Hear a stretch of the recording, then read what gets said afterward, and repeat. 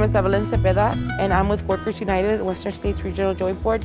Today we are at Arroyo Valley High School in San Bernardino and here at the Ontario Convention Center, getting hundreds of our members who are hospital laundry workers and processed linen, some of them infected with COVID-19 every single day. And so we're really happy and relieved that they're getting their vaccine shots today. They're very happy to be here as well, as they've been in the front lines for the past 12 months, supplying much needed supplies to hospitals and clinics throughout the region.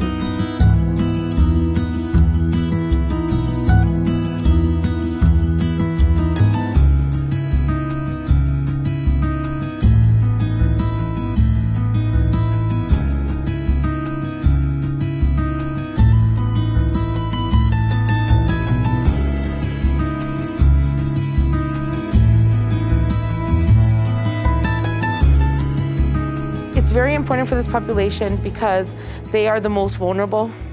Some of them might be exposed either in their communities or at their work site.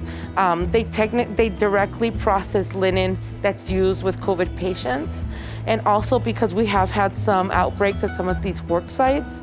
Also surprisingly, these workers tend to be immigrant women. A good chunk of them, 50 plus, right, with other comorbidities, and we worked with them to get them registered and also do popular education about the importance of the vaccine.